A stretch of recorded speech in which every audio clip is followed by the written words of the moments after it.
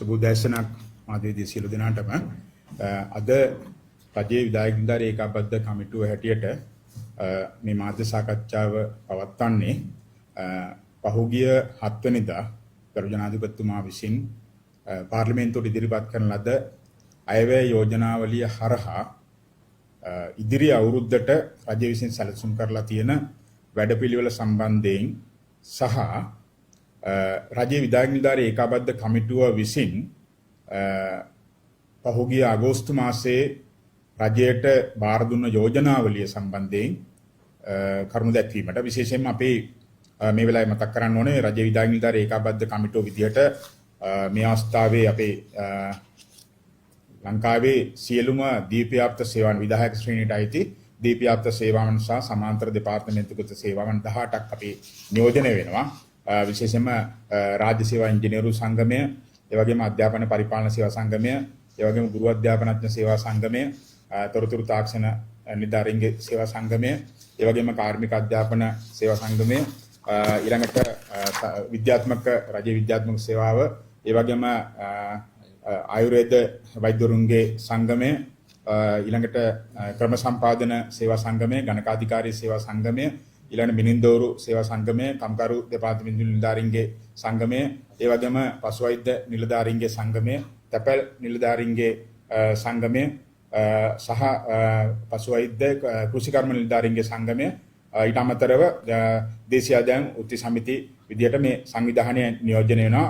විශේෂයෙන්ම මේ තුල ඉන්නේ මේ ලංකාවේ සමස්ත ලක්ෂ 13ක් පමණ වන සමස්ත රාජ්‍ය සේවය විසින් ඉටු කරනු ලබන විශේෂයෙන්ම සංවර්ධන ව්‍යාපෘති මහජන සේවාවන් ඇතුළු ප්‍රාදේශීය සංවර්ධන මේ සියල්ලම මෙහෙවනු ලබන නියමු සේවාවන් ටික තමයි අතරම මේ එකතු වෙලා ඉන්නේ.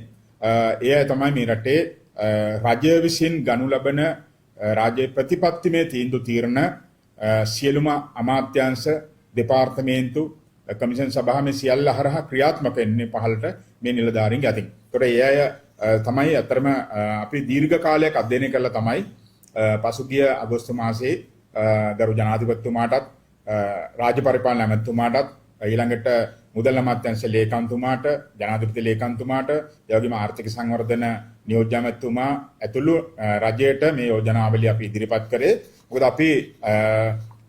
අපි දන්නවා මේ ආණ්ඩුවේ මේ දෙවෙනි අයවැය. ඒතර අපි දන්නා පළවෙනි අයවැය ඊටම සීමිත කාලයක් තුළ සකස් කළ ඉදිරිපත් කරපු අයවැය.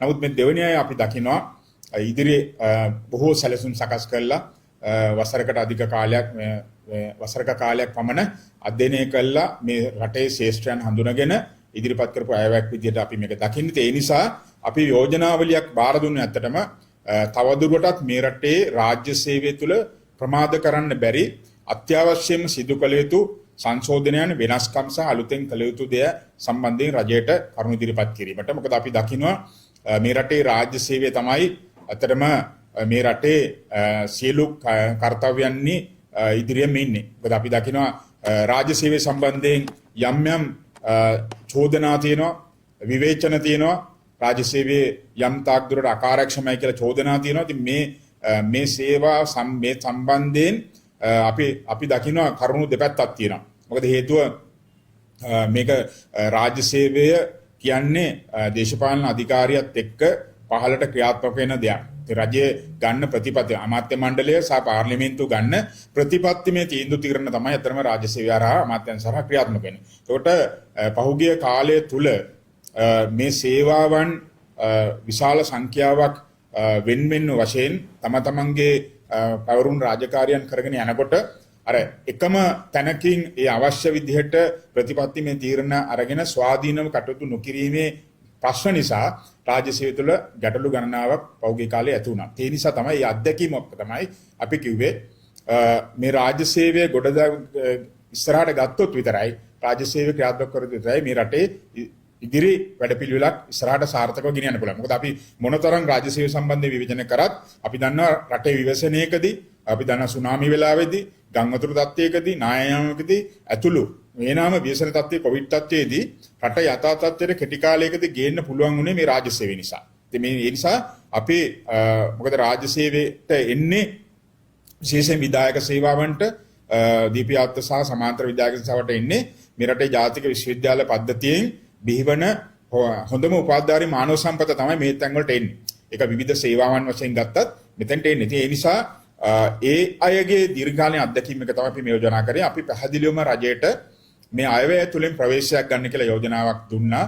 රාජ්‍ය සේවයේ හදිස්සි කෙටි කාලීනව හඳුනාගත්තු අත්‍යවශ්‍ය ප්‍රතිසංස්කරණ කරන්න. මම හිතන්නේ රාජ්‍ය සේවයේ ප්‍රතිසංස්කරණයන් සඳහා යෝජනා අපි රජයට පැහැදිලිව ඉදිරිපත් කරා. එතෙන්දී අපි ප්‍රධාන වශයෙන් කිව්වේ මේ රටේ ලක්ෂ 13ක් වෙච්ච මානව සම්පත මෙහෙවන කළමනාකරණය කරන පරිපාලනය කරන ඊට අදාළ ප්‍රතිපත්තිමය තීන්දුව తీරන ගන්න විශේෂයෙන්ම රාජ්‍ය සේවා කොමිෂන් සභාව ඇතුළු ස්වාධීන කොමිෂන් සභාවල ක්‍රියාකාරීත්වය අර ආණ්ඩුක්‍රම ව්‍යවස්ථාවෙන් තහවුරු කරලා තියෙන නැත්නම් නියම කරලා තියෙන ඒ ක්‍රමවේදයන් එක්ක මේ රටට අවශ්‍ය කරන විදිහට සකස් කරන්න ඕනේ කියන එක. ඒ වගේම ඒවා ස්වාධීන වෙන්න ඕනේ. විශේෂයෙන්ම රාජ්‍ය සේවා කොමිෂන් සභාව ගත්තොත් එහෙම ඒකේ කොමිෂන් සභාවේ සංයුතිය පවා ස්වාධීන වෙන්න ඕනේ. විශේෂයෙන්ම විවිධ ශේෂ්ත්‍රයන් වල විෂය ප්‍රවීණයන් ඒ කොමිෂන් සභාවල ඉන්න ඕනේ කියන එක. මොකද එතකොට විතරයි මේ රටේ සෞඛ්‍ය, අධ්‍යාපනය, කෘෂිකර්ම, ඉදිකිරීම් ශාස්ත්‍ර සහ අනිකුත් සේවාවන් සම්බන්ධ හරි තීන්දුව తీරන ප්‍රතිපත්තින් ගන්න පුළුවන් වෙන්නේ. ඒක වර්තමානයේ අපි දකිනවා ඒ අඩුපාඩු ඒ තැන්වල තියෙනවා. ඒ වගේම තමයි රාජ්‍ය සභා කොමිෂන් සභාවේ ආයතනික ව්‍යුහය. ඉතින් ආයතනික ව්‍යුහය විශේෂයෙන්ම ලේකම් තනතුර ඇතුළු ආයතනික ව්‍යුහය කඩිනම් සංශෝධනයකට යන්න ඕනේ. ඒක මේ ශේෂ්ත්‍රයන් වල පරිපූර්ණත්වයකින් තියෙන්න ඕනේ. එහෙම නැති වුණොත් ඒ ගන්න තීරණ යම් විදිහට අත්නෝමතික වෙනවා. එහෙම නැත්නම් ඒවා අගතිගාමී වෙනවා. මිනිසුන්ගේ මූලික අයිතිවාසිකම් පවා කඩ වෙන තත්යකටපත් වෙනවා. ඒ නිසා කොමිෂන් සභාවල ස්වාධීනත්වය සහ ඒක ප්‍රතිසංවිධානයකට අවශ්‍ය වැඩපිළිවෙල ගන්න ඕනේ කියන එක අපි යෝජනා කරා.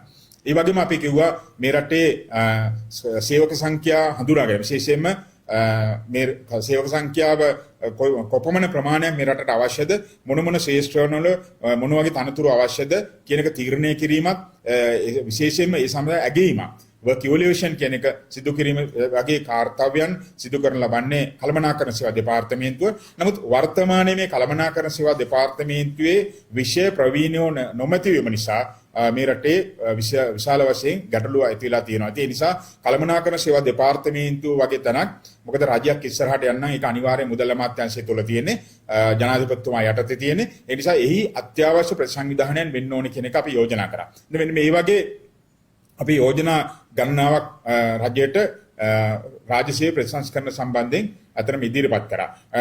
නමුත් අපතරම අපි දකිනවා අයවැය තුල ඒ සම්බන්ධයෙන් ප්‍රමාණවත් අවධානයක් යොමු වෙන්නේ නැති බව තමයි අපිට පේන්න තියෙන්නේ. රාජ්‍ය සේවයේ නව්‍යකරණය සම්බන්ධයෙන් ජනාධිපතිතුමා කරුණු කීපයක් ඉදිරිපත් කරා මේ අතරම 32 වෙනි අයවැය යෝජනා විදිහට. නමුත් ඒක තුල තියෙන්නේ විශේෂයෙන්ම රජයට ආර්ථිකයට යම් ආකාරයකට බරක් වෙලා තියෙන මේ අර්ධ රාජ්‍ය අංශයේ ආයතන 33ක් සම්බන්ධයෙන් තමයි එතන අතරම කතා කරන්නේ. ඒවෙන් වසා දාන්න ඕනේ වසා දාන්න. ඒ වගේම ඒවෙන් වෙන ඒකාබද්ධ කරන්න ඕනේ ඒකාබද්ධ කිරීම වගේ කාරණා. ඒ නිසා මම හිතන්නේ මේ අපේ රාජ්‍ය සේවයේ මානව සම්පත මෙහෙවන ලබන නැත්නම් ඒක කළමනාකරණ ලබන ආයතන පද්ධතියේ අවශ්‍ය කරන සංවිධානය සම්බන්ධයෙන් කතා කරන්නේ නැහැ. හැබැයි අපි එතනට යෝජනාවක් ඉදිරිපත් කරා මේ ආයවැය ප්‍රවේශයක් ගමු. ඒකෝ මේ සඳහා සියලුම පාර්ශ්වයන්ගේ රාජ්‍යාංශයේ පුද්ගලිකංශයේ විද්වතුන්ගේ හැමෝගෙම අදහස් අරගෙන හොඳ යෝජනාවලියක් හැදීම සඳහා පාර්ලිමේන්තු තීරීම් කාරක සභාවක් පත් කිරීම හෝ ජනාධිපති කමිෂන් සභාවක් පත් කරන්න කියන ඉල්ලීම අපි ඉදිරිපත් කරා. අතර මේ යෝජනාවලිය අපි ඉදිරිපත් කරේ අගෝස්තු මාසයේ. අපි මේ සම්බන්ධයෙන් කතා කරන ජනාධිපතිතුමාගෙන් අවස්ථා කීපදී අපි සාකච්ඡා ඉල්ලා හිටියා. ඒ වගේම රාජ්‍ය පරිපාලන ඇමතිතුමාගෙන් අපි සාකච්ඡා ඉල්ලියා. අවසානකට මේ සාකච්ඡා අපේ සංවිධානයේට ලැබුණේ නැහැ. මම හිතන්නේ ඒ නිසා අපිට මම හිතන්නේ මේක හරියට sannivedanaya වුණාද කියන ගැටලුව තියෙනවා. කොහොමුණත් අපි බලාපොරොත්තු වෙනවා අයවැය කාරක සභා අවස්ථාවේදී මේ සම්බන්ධයෙන් අවධානයක් යොමු කරලා මේ රාජ්‍ය ඉදිරි වැඩපිළිවෙල මොකද මේක තව අවුරුද්දක් ප්‍රමාද කරනවා කියන්නේ මේ 27ට යනවා කියන්නේ මොකද මේ කාර්ය කරන්නත් මාස 6කට වඩා වැඩි කාලයක් යනවා. ඉතින් ඒක ඊළඟට ඒක ක්‍රියාත්මක කරන්න යම් කාලයක් යනවා. ඒ නිසා මේක අපි දකිනවා රාජ්‍ය සේවයේ ඉදිරි ප්‍රගමනය සඳහා කාර්යක්ෂමතාවය සහ ඵලදායීතාවය ඉහළ නැංවීම සඳහා අත්‍යවශ්‍ය කාරණයක් විදිහට අපි දකිනවා. ඒ වගේම අපි ඉදිරිපත් කරා මේ යෝජනාවලිය ඇතුලේ අපි දකිනවා ඔබ දකිනවා මේ රටේ දීර්ඝ කාලයක් තිස්සේ පහුගිය කාලය තුළ වැටුප් විෂමතා තිබුණා මේ රාජ්‍ය සේව විධායක සේවාවන් වල වගේම අනිකුත් සේවාවන් වල තිබුණා. ඉතින් තැන් තැන් වල මේ සඳහා උද්ඝෝෂණ වැඩවර්ජන ක්‍රියාමාර්ග වෘත්ති ක්‍රියාමාර්ග ගත්තා. විශේෂයෙන්ම 2018න් පස්සේ මේ විධායක සේවාවන්ට විශාල වශයෙන් වැටුප් විෂමතාවයක් ඇති වුණා. මොකද පහුගිය යහපාලන ආණ්ඩු කාලේ නිසි ඇගයීමකින් තොරව මේ රටේ නීති ශාස්ත්‍රීය සේවාවන් වන නීතිපති දෙපාර්තමේන්තුව නීති කෙටුපත් සම්පාදක දෙපාර්තමේන්තුව ඇතුළු ඒ වගේම අධිකරණ සේවයට කරන ලද වැටුප් විෂමතාවයේ ඒකපාක්ෂික කරපු නිසා ඒ හා සමාන්තරව හිටවුම මේ විධායක සේවාවන්ට බරපතල අසාධාරණයක් වෙනවා. ඒ නිසා මම හිතන්නේ පහුගිය අවුරුදු 6ක කාලය පුරාවටම අපි රට තුල විවිධාකාරයේ රාජ්‍යයන් සමග සංවාද කරා, සාකච්ඡා කරා, උද්ඝෝෂණ කරා, වැඩවර්ජන ක්‍රියාමාර්ග හරහා මේ නිවැරදි කරන්න ඉල්ලා. ඒ වගේම අපි දකිනවා මේ රටේ ගුරු විදුහල්පති සේවාවන් වල ඒ අය මේ ඒගොල්ලන්ගේ බලපාන වැටුප් විෂමතාව සම්බන්ධයෙන් කතා කරා. ඒ නිසා අපිට අතීත අත්දැකීමක් තියෙනවා. පහුගිය කාලේ රජයන් ඇත්තටම තමන්ට නම්ම ගන්න ඕනේ, නැත්නම් තමන්ට හීලා කරගන්න ඕනේ. එහෙම නැත්නම් වැඩි වෘත්ති සමිති ක්‍රියාමාර්ග බලයක් තියෙන සේවාවන් තෝරගෙන වැටුප්පා දිවනා වැඩි කරන්න උත්සාහ කළා. මෙන්න මේක නිසා තමයි ඇත්තටම රාජ්‍ය සේවයේ වැටුප් ව්‍යුහය තුළ නැත්නම් මේ ජාතික ප්‍රතිපත්ති තුළ බරපතල ප්‍රශ්න ඇති වුණේ. ඉතින් අපි කිව්වේ මේ රජයට නැවත එවැනි වරදක් කරන්න එපා. ඒ නිසා අපි කිව්වා මෙන්න මේ රාජ්‍ය සේවයේ තියෙන වැටුප් විෂමතාවය කුමක්ද? ඒක බලපාලා තියෙන්නේ කොහොමද? ඒක නිවැරදි කරන්න ඕන විද්‍යාත්මක ක්‍රමයකට ඒ සඳහා ප්‍රවේශයක් ගන්න ජාතික වැටුප් කමිෂන්යක් පත් කරන්න කියලා අපි මේ අයවැය යෝජනාවේ කරා. මම හිතන්නේ ඒක රජයේ පිළි අරන් තියෙනවා. අපි ඒක අගය කරනවා. රජය ඒකම පත් කරලා තියෙනවා. ජාතික ඒ කියන්නේ වැටුප් හා විශ්‍රාම වැටුප් කමිෂන් සභාව පත් කරලා තියෙනවා. මම හිතනවා අපි ඒක හොඳ දෙයක්. මොකද මේ විශ්‍රාම වැටුප් සම්බන්ධයෙන් මේ රටේ මේ වෙනකොට උද්ඝෝෂණ තියෙනවා. විශ්‍රාම වැටුපේ විෂමතාව බරපතල විදිහට තියෙනවා. ඒ නිසා අපි කියනවා රටට ජාතික වැටුප් ප්‍රතිපත්තියක් අවශ්‍යයි. ඒ වගේම රටට ජාතික විශ්‍රාම වැටුප් ප්‍රතිපත්තියකුත් අවශ්‍යයි. මොකද ඒ නිසා අපි දැන් රජයට යෝජනා කරනවා ඔබ මේ කරපු මේ අපේ මේ අතර මේ ඉල්ලීම පිළි අරගෙන නැවත ගැටලු ඇති නොවන විදිහට ජාතික වැටුප් ප්‍රතිපත්තියක් හදන්න ගත්ත ප්‍රවේශයට. හැබැයි ඒකම මේ කමිෂන් සභාවේ සංයුතිය ඊටාම ස්වාධීන වෙන්න ඕනේ. ඒ වගේම එක ශේෂ්ත්‍රයක නිලධාරීන් මේකටපත් කළා හරියන්නේ නැහැ. මේක ශේෂ්ත්‍ර ගණනාවක් තියෙනවා මේ රටේ. ඒ හැම ශේෂ්ත්‍රයම නියෝජන විදිහට විෂය ප්‍රවීණයන් සහ ගැටලු හඳුනා ගන්න පුළුවන් අය මේකටපත් කරලා මේ කෙටි කාලයක් තුළදී මාස 6ක් වගේ කෙටි කාලයක් තුළදී මේ අවශ්‍ය නිර්දේශයන් ලබා ගන්න කටයුතු කරන්න කියන අපි ඉල්ලීම කරනවා. ඒ වගේම අපි යෝජනාවක් කරා තව යෝජනාවක් රජයට 2016 ඔය යහපාලන ආණ්ඩුව කාලේ මේ රාජ්‍ය සේවයේ විශ්‍රාම වැටුප 2016න් පස්සේ බදෝගන්න නිලධාරීන්ට විශ්‍රාම වැටුප අහෝසි කරා. ඒ විශ්‍රාම අහෝසි කළා. එදායින් පස්සේ රාජ්‍ය සේවයට බැඳුනාට කිව්වේ තමන්ගේ පත්වීම් ලිපියේ කිව්වේ යම් දිනක මේ රාජ්‍ය විසින් හඳුන්වා දෙන විශ්‍රාමයේ ක්‍රමවේදයකට තමයි විශ්‍රාමයට එතන නිශ්චිත නැහැ. ඒ නිසා අපි දකිනවා රාජ්‍ය සේවයට අත්‍තරම මේ රටේ ජාතික විශ්වවිද්‍යාල පද්ධතියෙන් දක්ෂ කුසලතාපූර්ණ තරුණ නිලධාරීන් ආකර්ෂණය කරගන්න පුළුවන් ප්‍රධානම නිර්ණායක සාධකය තමයි මේ විශ්‍රාම වැටුප. අතරම ඒක අවිධිමත් වුණාම අවිනිශ්චිත වුණාම ඒ දක්ෂ කුසලතාපූර්ණ නිලධාරීන් මෙතනට ආකර්ෂණය වෙන්නේ නැහැ. ඒක පෞද්ගලික කාලේ මේ සෑම ශේෂ්ත්‍රයකින් කරපු විවෘත තරඟ විභාගවලදී අතරම අයදුම් පත්‍ර ඉදිරිපත් කරපු සංඛ්‍යාවෙන් 40%කට වැඩි ප්‍රමාණයක් ඒ අය විභාගයට පෙනී හිටියේ නැහැ. ඒ නිසා මේක අපි දැක්කා මේ රාජ්‍ය සේවයේ ප්‍රගමණයට බරපතල ප්‍රශ්නයක් මියා. ඒ නිසා අපි කිව්වා මේ සඳහා විශ්‍රාම වැටුප නැවත මේ පෙර පරිදිම විශ්‍රාම වැටුප දෙන්න කියන යෝජනාව කරා. මම හිතන්නේ ඒක රජයේ පිළි අරන් තිනවා. රජයේ තිබිච්ච බාධක ඉවත් කරලා තිනවා. ඒ අනුව 2016න් පස්සේ දැන් රාජ්‍ය සේවයට බැඳෙන අයටත් ඊට පෙර අයට හිමි විශ්‍රාම වැටුප ලැබෙනවා. ඒ වගේම එයාගේ පත්වීම් ලිපියේ අනාගතයේදී මේ තනතුර ස්ථිරයි විශ්‍රාම වැටුප සහිතයි කියන කොන්දේසියත් එක්ක එනවා. මම හිතන්නේ අපි ඒක අගය කරන්න ඕන රජ විදියට ඒ ගත්ත තීරණය. ඒ වගේම කාලයක් තිස්සේ තිබිච්ච ප්‍රශ්නයක් තමයි අපි දන්නවා අපිට රජයේ නිලධාරීන්ට තිබුණා රජයේ සේවකින්ට තිබුණා නිවාසයක් ඉදිකර ගන්න හෝ ඉඩමම් මිලදී ගන්න යම් ණයක් ගැනීමේ හැකියාවක් සාහනදායි පොලියකට 4.2කට වගේ. නමුත් පහුගිය කාලෙම මේක ඉවත් කරලා තිබුණා. ඒ නිසා විශේෂයෙන්ම මේ දිවයිනේ සියලු දිස්ත්‍රික්ක පළාත් නියෝජනය කරන මේ තරුණ නිලධාරීන් කොළඹට ඇවිල්ලා රැකියාව කරනකොට ඔවුන්ගේ තියෙන මූලික ප්‍රශ්න ටිකක් තියෙනවා. එකක් තමයි උන්ට යන්න වාහනයක් නැහැ, ඉන්න තැනක් නැහැ. ඒ නිසා මේ වෘත්තිකයන් රාජ්‍ය සේවයට ආකර්ෂණය කරගන්න රඳව ගන්න ප්‍රධාන සාධකයක් වුණා මේ නිවාස ණයක් ලබා ගැනීම හිමිකම. ඒ නිසා මම හිතන්නේ අපි යෝජනාව කරා රජයේක පිළි අරන් තියෙනවා. ඒ නිසා නැවතත් රාජ්‍ය නිලධාරීන් සදා සහනදායි පොලියට විශ්‍රාමයේ ලක්ෂ 50ක් දක්වා උපරිමයකට නිවාස ණයක් ලබා ගැනීමේ පහසුකම දීලා තියෙනවා. අපි ඉල්ලා සිටිනවා මේක කාරක සභා අවස්ථාවේදී තවදුරටත් මේක සමාලෝචනය කරන්න පුළුවන් නම් හොඳයි. අපි මොකද හේතුව අපිට මීට පෙර තිබුණා යම් නිලධාරියෙකුගේ වසර 7ක වැටුපට සමාන මුදලක් මේ නිවාස ණයක් විදිහට ගන්න. ඒ වගේම 4.2 වගේ. එතකොට අපි හිතනවා මේ යම් දුරකට මේ ලක්ෂ 30 දක්වා සීමා කරන්නේ නැතුව ලක්ෂ 50 දක්වාම රජයේ විසින් දෙන පොලිස් සහනය 4 දක්වා වැඩි කරන්න පුළුවන් නම් ඒක තවත් සහනයක් වෙනවා. මොකද හේතුව ඊටාම අඩු වැටුප් වල තමයි මේ රාජ්‍ය නිලධාරීන් ඉන්න නිසා.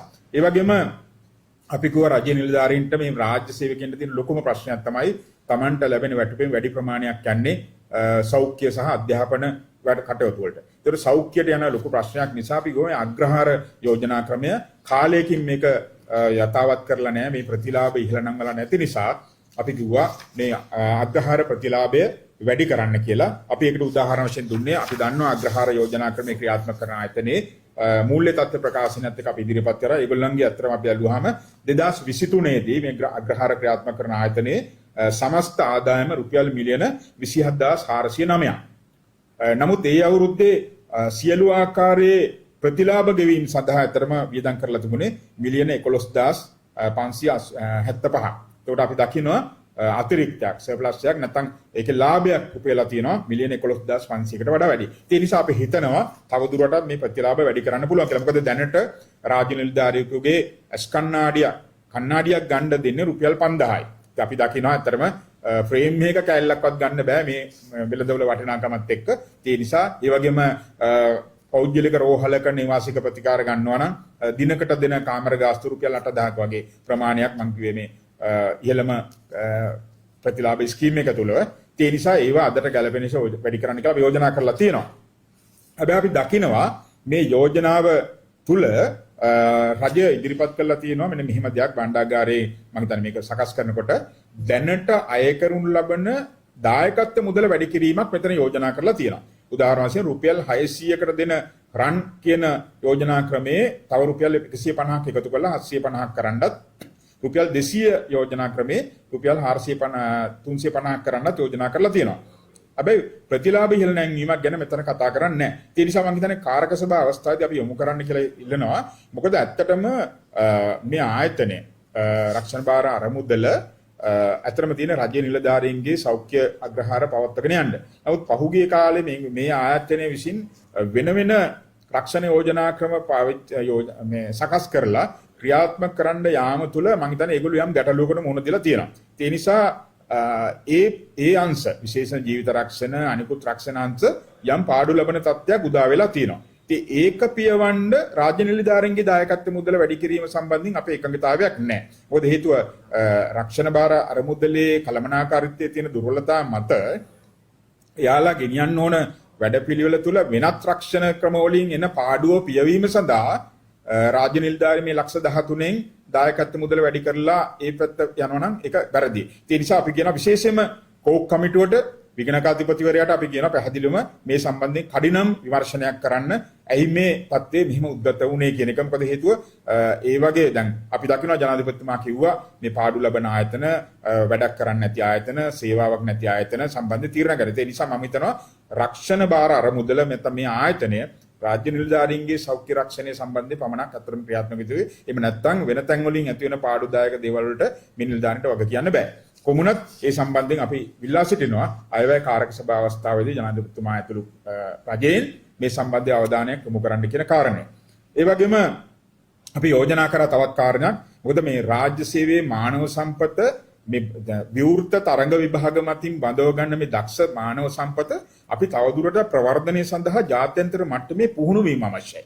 මම හිතන්නේ මොකද අද කතා කරන්නේ ඩිජිටල් ආර්ථිකයක් ගැන සියල්ල ස්වයංක්‍රීයකරණය කිරීම සම්බන්ධයෙන්. ඒ වගේම අපි දකිනවා මේ රටේ අධ්‍යාපනය, සෞඛ්‍ය, ඉදිකිරීම, ඉන්ජිනේරු සේවා සහ අනිකුත් දේවල් රාජ්‍ය ආදායම් විපයීම්, සහායක සේවාවන් මේ මොනවා කෘෂිකර්මයේ ගත්තත් මේ සියල්ලට දැන් තාක්ෂණය ඇවිල්ලා තියෙනවා. ඉතින් විශේෂයෙන්ම කෘත්‍රිම බුද්ධිය ඇතුළේ තාක්ෂණය. ඉතින් මේ සඳහා නිලධාරීන් පුහුණු කරන්න ඕනේ. ඒ වගේම මේ නිලධාරීන්ගේ කළමනාකරණ හා පරිපාලන හැකියාවන් ප්‍රවීණ මට්ටමට ගේන්න ඕනේ. ඉතින් මේ සඳහා ජාත්‍යන්තර මට්ටමේ සිංගප්පූරු වැනි රටවල තියෙන විද්‍යායතනයක් ඇකඩමියක් මේ රටට අවශ්‍යයි කියන එක අපි යෝජනා කරා. මම හිතන්නේ ඒවා ලොකු වියදම් යන ඒවා නෙමෙයි.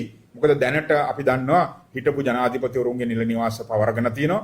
ඊළඟට ඇමතිවරුන්ගේ නිල නිවාස තියෙනවා. මම හිතන්නේ ඒවායේ සාමාන්‍යයෙන් ඒ ආයතන ඒ ස්ථාන දෙකක් විතර වගේ නැත්තම් ගත්තාම මේ ඇකඩමියක් පටන් ගන්න පුළුවන් ආරම්භයේ. මොකද අපි කියන ඒ අඩුව රටේ තියෙනවා. ඒ නිසා මම හිතන්නේ ඉදිරි අනාගතය ගැන හිතන රාජ්‍ය සේවයේ කාර්යක්ෂමතාවය හා ඵලදායීතාවය ඉහළ නංවන්න යන ආණ්ඩුවක් විදිහට එයාගේ යෝජනාවලිය තුළ මේ මානව සම්පතේ ගුණාත්මකභාවය වැඩි කරන්න අනිවාර්යයෙන්ම අපි යෝජනා කරනවා. අයවැය කාරක සභාව අවස්ථාවේදී මේ සම්බන්ධයෙන් අවධානය යොමු කරලා මේ ජාත්‍යන්තර මට්ටමේ පුහුණු කිරීමේ ඇකඩමියක් රාජ්‍ය නිලධාරී ඇති කරන්න කියන ඉල්ලීම අපි මේ මොහොතේ රජයට කරනවා.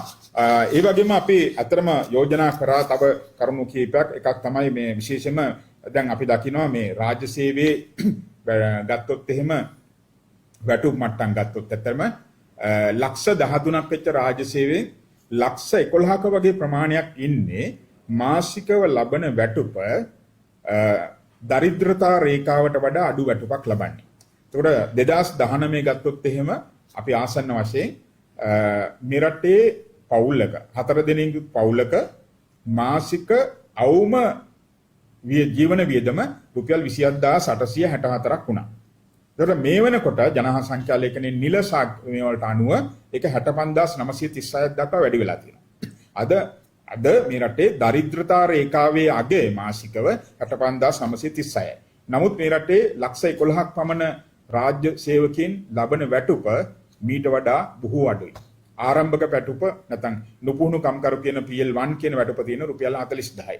ඒකත් 2027 එකයි. ඒ නිසා මේක තමයි බරපතල තත්ත්වය. මේක තමයි පහුගිය කාලේ ලෝක බැංකුව කිව්වේ මේ රාජ්‍ය නිලධාරීන්ගේ කාර්යක්ෂමතාවයේ ඵලදායීතාවය ඉහළ නංවන්නම් ඔහුගේ වැටුප් පිළිබඳ සැලකිය යුතු සාධාරණ පරිවර්තනයක් කරන්න ඕනි කියන එක. ඒ නිසා අපි මං හිතන්නේ අපි අගය කරන මොකද ලබන අවුරුද්දේ ජනවාරි 1 වෙනිදාට අර දෙවන වැටුප් පියවර ලැබෙනවා.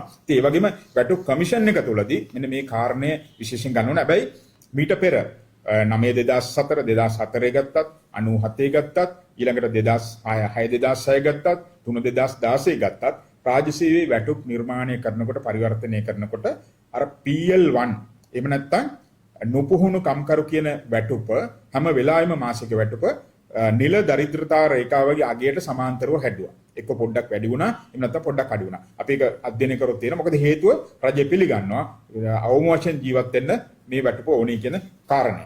ඊළඟට අපේ ඊළඟ යෝජනාව විදිහට අපි අතරම දුන්නේ රජයේ ඉදිරිපත් කරා මේ නැවත සමාලෝචනය කරන්න ඕනි කියන රාජ්‍ය සේවයේ නිලධාරීන්ගේ කාර්ය මණ්ඩල නැවත සමාලෝචනය කරන්න ඕනි කියන කාරණේ.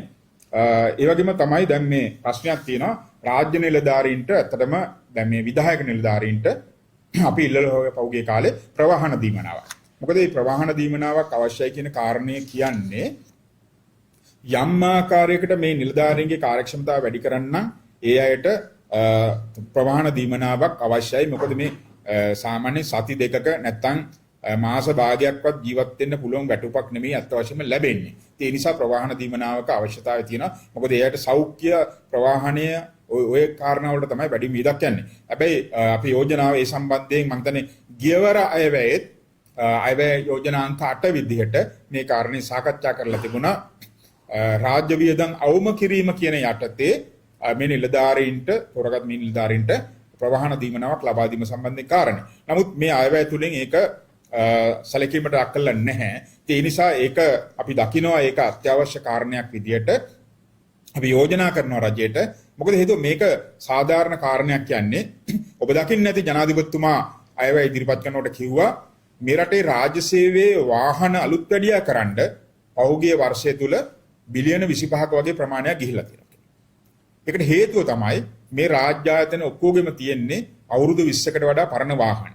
ඒකට මේ වාහන අලුත් වැඩියා කරන්න නිතර අවුරුද්දට 3-4 පාරක් අලුත් වැඩියා කරන්න වෙනවා. එතකොට මේ අර සමූහ ප්‍රවාහණයට තියෙන වාහනවල ප්‍රමිතියක් නැහැ. ඒ නිසා මම හිතනවා රාජ්‍ය නිලධාරීන්ට අපි විශ්වාස කරනවා ප්‍රවාහන දීමනාවක්. විශේෂයෙන්ම විධායක සේවාවන් වල තුන්වන ශ්‍රේණිය දෙවන ශ්‍රේණි නිලධාරීන්ට සහ පළවෙනි ශ්‍රේණියේ තනතුරු නොමැති නිලධාරීන්ට ප්‍රවාහන දීම තුලින් ඒ යම් ගැළපීමක් තුලින් අර රජයේ විශාල වශයෙන් මූල්‍ය බරක් වියදමක් ඉතුරු කරගන්න පුළුවන් කියන කාරණේ. ඒ සඳහා අවධානය යොමු කරන්න කියලා අපි ඉල්ලීමක් කරනවා.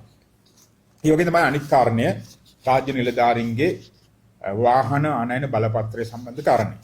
ඇත්තටම මේ වාහන ආනයන බලපත්‍රයක් රාජ්‍ය නිලධාරීන්ට දුන්නේ රාජ්‍ය සේවයේ විධායක මට්ටමේ නිලධාරීන්ට දුන්නේ ඒ අයව මේ රාජ්‍ය සේවයට ආකර්ෂණය කරගන්න සහ රාජ්‍ය සේවය රඳව ගන්න ඔවුන්ගේ රාජකාරී මහජන සේවාවන් සංවර්ධන ව්‍යාපෘති මොකද ලංකාව පුරාම යන්න තියෙනවා ශ්‍රේෂ්ඨ යන්න තියෙනවා මේ නිලධාරීන්ට යම් පහසුකම සැලසීම් සදා. මොකද අපි දන්නවා පෞගේ කාලේ අමාත්‍ය මණ්ඩලයට පාර්ලිමේන්තු මන්ත්‍රීවරුන්ට මේ වාහන බලපත්‍රය දුන්නා.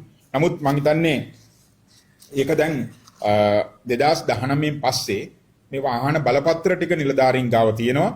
නමුත් මේකට වාහන ආනයනීකරන්න පහසුකම දෙන්නේ නැහැ. ඒ සඳහා විකල්ප සාහනයකුත් නැහැ. නමුත් අපි පහුගිය කාලේ මේ යෝජනාවලිය හරහා රජයේ විකල්ප යෝජනාවක් ඉදිරිපත් කරා.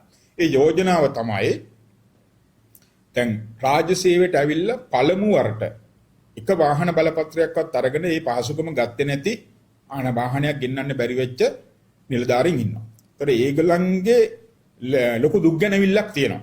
සහ නොසන්සුන්තාවයක් තියෙනවා. ඒතර ඒක විශේෂයෙන් සලකා බලන්න ඕන කාරණයක්. අපි ඒක කිව්වා. ඒ වගේම අපි කිව්වා විදේශ මුදල් නම් රජයේ ප්‍රශ්න තියෙන්නේ දේශීය මුදල් තියෙන නිසා. මොකද අපි දන්නවා මේ වෙනකොට දේශීය ආදායම් දෙපාර්තමේන්තුව, රේගු දෙපාර්තමේන්තුව, සුරාවත් දෙපාර්තමේන්තුව හරහා රාජ්‍ය ආදායම IMF එකේ අපේක්ෂිත මට්ටම ඉක්මව යනවා. ඒක කාර්යක්ෂම වෙලා තියෙනවා. ඒකට ඒ හරහා අපිට විකල්ප යෝජනාවක් විදිහට අපි කිව්වා එහෙමනම් මේ පර්මිට් ප්‍රමාණය රජයට නැවත අරගෙන ඒ සඳහා ඒ පර්මිට් එකේ වටිනකම නිලධාරීන්ට දෙන්න කියන කාරණේ. දෙවෙනි යෝජනාව. මොකද අපි දකිනවා දැන් අතරම මේක රජයට ලාභයි. පර්මිට් එකේ ඔය දීමනාවේ වටිනාකම පර්මිට් එකේ වටිනාකම තියෙන්නේ 2019 ගත්තොත් ඇමරිකන් ඩොලර් එක 182කට තියෙන කාලේ. ඒකට අද ගත්තොත් ඇමරිකන් ඩොලර් එක 300 ඉක්මවලා තියෙනවා. එතකොට මේක වරපතල විදිහට මේ ප්‍රතිලාභයේ වටිනාකම තව ප්‍රමාණය වෙලා තියෙනවා. ඒ නිසා මේ යෝජනාව අපි කරා. ඒ වගේම අපි තව එකක් රජයට එකවරයි මුදල් නැත්තම් පර්මිට් ටික අරගෙන රජයේ නිලධාරීන් පර්මිට් ටික අරගෙන ඒ සඳහා භාණ්ඩාගාර බැඳුම් කර නිකුත් කරන්න කියලා. මොකද දින 180කට වගේ කාලයකට නිකුත් කරාම ඒ කැමැතියට ඒවා වට්ටම් කරගන්න පුළුවන්. කැමැතියට ඒක ස්ථාවර tempatuවක් විදිහට ඉස්සරහට යන්න පුළුවන්. ඒ නිසා මෙන්න මේ විකල්ප යෝජනාව අපි දීලා තියෙනවා රජයට පර්මිට් එක සම්බන්ධයෙන්. එතකොට දැන් මේ සම්බන්ධයෙන් පාර්ලිමේන්තුව තුලදී මම දැන් ප්‍රකාශ වෙච්ච කාරණේත් එක්ක මේ පර්මිට් සංස්කෘතිය නැති කරන්න ඕන කියන ජනාධිපතිතුමා කරපු ප්‍රකාශයත් එක්ක මේ විධායක සේවාවන් නිලධාරීන් දැඩි ලෙස නුසන්සුන්දායකට පත් වෙලා තියෙනවා. මොකද හේතුව ඒක අනිත් පැත්තෙන් ඒකේ යම් සාධාරණත්වයක් තියෙනවා නිලධාරීන්ගේ පැත්තේ. දැන් පාර්ලිමේන්තු මන්ත්‍රීවරුන් සඳහා මම දන්නේ සාමාන්‍යයෙන් මිලියන 28ක් නැත්නම් මිලියන 30ක් විතර වටින ඩබල් කැබ් එකක් දෙන්න තීරණය කළා තියෙනවා. ඩබල් කැබ් රථ 1775ක් ආනයනය කරන්න තීරණය කළා තියෙනවා රාජ්‍ය සේවයත් එක්ක. එතකොට ඒ රජෙන් දෙන മന്ത്രിවරුන්ට දෙන ඩබල් කැබ් එක සඳහා ඒ කියන්නේ ඉන්ධන අලුත් වැඩියාවන් රියදුරු ඊළඟට රක්ෂණය මේ සියල්ල රජෙන් සපයනවා. ඒකට മന്ത്രിතුමාට තියෙන්නේ වාඩි වෙලා යන්න එන්න විතරයි යගේ රාජකාරී කටයුතු කරගන්න. ඒකට ඇත්තටම මම හිතනවා අපි හිතනවා අර පර්මිට් එක දුන්නට වඩා වැඩි ප්‍රතිලාභයක් മന്ത്രിතුමාට මේකෙන් තියෙනවා මේ වාහනයක් රජෙන් දීපු එක. මොකද දෙන්නේ ඒක ලක්ෂරි වෙහිකල් එකක්. ඒ වගේම දැනට ප්‍රකාශ කරලා තියෙන්නේ මේ වාහනය අවුරුදු සීමාවෙන් පස්සේ රජයට ගන්නවා කියලා. නමුත් ඉතින් අපි හිතනවා ප්‍රායෝගිකව ওই වාහනය යනකොට ඔකේ ෂේවිම් අඩු කරලා සමහර විට දෙන්න තීරණයක් ගන්නත් පුළුවන්. හරි. ඒක අපි වරදක් දකින්නේ නැහැ. හැබැයි අපි කියන්නේ ඒතකොට පාර්ලිමේන්තු මන්ත්‍රීවරුන්ට ඒක ඒ පහසුකම දෙන්නේ ඇයි? ඔවුන්ගේ සේවාව වඩා හොඳින් මේ මහජන සේවාව පවත්වාගෙන යන්න ඕන නිසා. ඒතකොට ඒක නිසාම තමයි රාජ්‍ය ඉහළ නිලධාරීන්ට මේ පහසුකම දීලා තියෙන්නේ. ඒ අයගේ කාර්යභාරය එයාට රාජකාරියට එන එකේදී හරි මේ පහසුකම ගන්න ඕන නිසා. මොකද එහෙම තමයි මේක හැදිලා තියෙන්නේ. ඒ නිසා මම හිතනවා මේ සම්බන්ධයෙන් විධායක සේවාවන් නිලධාරීන් දැඩි මුසන්සුන්තාවයකට පත් වෙලා තියෙනවා. Tamanට හිමි මේ වරප්‍රසාදයේ සම්බන්ධයෙන් රජය යහපත් පියවරක් ගත්තේ නැහැ කියන එක. ඒ නිසා මම හිතන්නේ අපි පෞගේ කාලෙම මේ සම්බන්ධව කතා කරා. අපි දන්නවා පැහැදිලිවම විදේශ මුදල් අර්බුදයක් තියෙනවා යම් ප්‍රමාණයකට. නමුත් ඒකට දේශීය නැත්නම් රුපියල් අගේ පාවිච්චි කළා මේ විකල්ප විසඳුමක් දෙන්න පුළුවන්. මම හිතන්නේ පර්මිට් 20000කට වැඩි ප්‍රමාණයක් තියෙනවා. ඒකට එකවර විසඳුමක් දෙන්න බෑ කියන එකත් අපි පිළිගන්නවා. නමුත් මේක යම් ප්‍රවේශයක් අරගෙන මේ තියෙන විසඳුම් ක්‍රියාවලියකට යන්න තිබුණා. ඒ නිසා අපි යෝජනා කරනවා ජනාධිපතිතුමා ප්‍රමුඛ රජයට මේ අයවැය කාරක සභාව අවස්ථාවේදී මේ සම්බන්ධයෙන් විශේෂ අවධානය යොමු කරලා මේ රාජ්‍ය නිලධාරීන් ඉදිරියේදී 75000ක් ගන්න දැන් යෝජනා කරලා තියෙනවා. අපි ඒක අගය කරනවා. මොකද අපි දන්නවා අපේ සේවාවන් වල බරපතල පුරප්පාඩු තියෙනවා. දැන් සමහර කුෂිකර්ම සේවය, අධ්‍යාපන විභාගය, ඉංජිනේරු මේ සියලු සේවාවන් වල පුරප්පාඩු 600ක් 700ක් එක සේවාවක තියෙනවා. මේවා අත්‍යවශ්‍ය පුරප්පාඩු, අත්‍යවශ්‍ය තනතුරු. මේවා බොහෝ වෙලාවට 2012 2015 ඇති කරපු දේවල්. අදට ගැලපෙන ඒවාත් නෙමෙයි. අදටත් මදි. ඒතර මේ අනුමත කාඩර් එක තුලවත් මේ නිලධාරීන් බඳව ගන්න බැරි වෙලා තිනවා. ඒ නිලධාරීන් බඳව ගන්න ඕනේ. ඒ බඳවා ගැනීමේදී විවෘත තරඟ විභාග වලට දක්ෂ නිලධාරීන් ඇවිල්ලා ඒ අය මේ රාජ්‍ය සේවයට ගන්න වැඩපිළිවෙලක් අපිට තියෙනවා. ඒ සඳහා උන්ට අර අපි කියනවානේ අභිප්‍රේරණ සාධකයක් විදිහට විශ්‍රාම වැටුපත් ඒ වගේම මේ වාහන පර්මිට් එකත් බලපානවා. ඇත්තරම බලපානවා. ඒ නිසා මේ බලාපොරොත්තු එයාදී මොකද මේ එන රාජ්‍ය සේවයට එන නිලධාරීන් ගත්තාම එයාගේ අධ්‍යාපන වෘත්තීය සුසුම් ගත්තාම පුද්ගලික අංශය සහ අර්ධ රාජ්‍ය අංශය ගත්තාම ඉතා විශාල වැටුප් පරතරයක් විෂමතාවයක් තියෙනවා. දැන් උදාහරණ වශයෙන් රාජ්‍ය අංශයේ ඉංජිනේරුවෙකුට වඩා 10 ගුණයක වැටුපක් ගන්නවා අර්ධ රාජ්‍ය අංශයේ විදුලි බල මණ්ඩලයේ එහෙම නැත්නම් මේ ජල ප්‍රවාහන මණ්ඩලයේ ඉංජිනේරුවෙක්. ඒ පෞද්ගලික අංශය ඊටත් වැඩි. එතකොට ඒ කැපකිරීමක් කළා මේ රාජ්‍ය අංශයේ දක්ෂ නිලධාරියෙක් එනවනම් ඒක එයා හැමතැනින්ම ඒක රැකගන්න රාජ්‍ය සේවයට රජයේ අතරම ප්‍රමුඛතාවයක් දෙන්න ඕනේ. ඒ නිසා මේ කරුණු ටික සම්බන්ධයෙන් අතරම අපි බලාපොරොත්තු වෙන තවදුරටත් ජනාධිපතිතුමාත් එක්ක සාකච්ඡා කරන්න, ඇමතිතුමාලා රාජ්‍ය පරිපාලන ඇමතිතුමාත් එක්ක සාකච්ඡා කරන්න. මොකද අපි හිතනවා රාජ්‍ය සේවයේ ප්‍රගමනය සඳහා උන්නතිය සඳහා මේ ඉදිරිපත් කරන කරුණු සැලකිල්ලට ගන්න කියන එක. මොකද හේතුව රාජ්‍ය සේවයට අපි දකිනවා වටින් රාජ්‍ය සේවයට ටිකක් දෝෂාරෝපණ එල්ල කරන තත්ත්වයක් තියෙනවා. ඒක එච්චර හොඳ දෙයක් නෙමෙයි. මොකද අපි දන්න හැම රාජ්‍ය ආයතනයකම යම් අකාර්යක්ෂමයන් තියෙන ඉන්නවා. හැමෝම අකාර්යක්ෂම නැහැ. හැමෝම හොරගම් කරන්නේ නැහැ. හැමෝම දූෂිත නැහැ. හැබැයි අපි එල්ල කරනකොට සමස්ත ආයතනයේටම මෙන්න මේක මෙහෙමයි කියලා එල්ල කරනකොට ඒක තුල ඉන්න අර පරමාදර්ශී විදියට වැඩ කරන බහුතරයක් නිලධාරීන්ට ප්‍රශ්නයක්. ඔය හැමතැනම තියෙන ඊටාම පොඩි තාවසුළු ප්‍රාර අපි දකිනවා අර ඕන බැටළු පංචෝක කළු බැටළුව ඉන්නවා. ඒක අහුගිය කාලේ දැක්ක අමාත්‍ය මණ්ඩලයේ පවා එල්ල වෙනවා චෝදනා. ඒ චෝදනා එල්ල වූ පමණින් සමස්තය එහෙම කියන්න සුදුසු නැහැ. මොකද ඒ නිසා අපි හිතනවා අභිප්‍රේරණයක් සහිත තෘප්තිමත් රාජ්‍ය සේවයක් බොහොම දක්ෂ ආරක්ෂම රාජ්‍ය සේවයක් ඇති කරගැනීම සඳහා මේ අයවැයෙන් දාලා තියෙන පදනම මේ ගැටලු ටිකත් निराකරණය කරගෙන ඉස්සරහට යමු කියන එක තමයි අපි යෝජනා කරන්නේ. ඒ වගේම අපි මේ සඳහා කඩිනම් විසඳුම් රජයේ පැත්තෙන් බලාපොරොත්තු වෙනවා. බොහොම ස්තුතියි.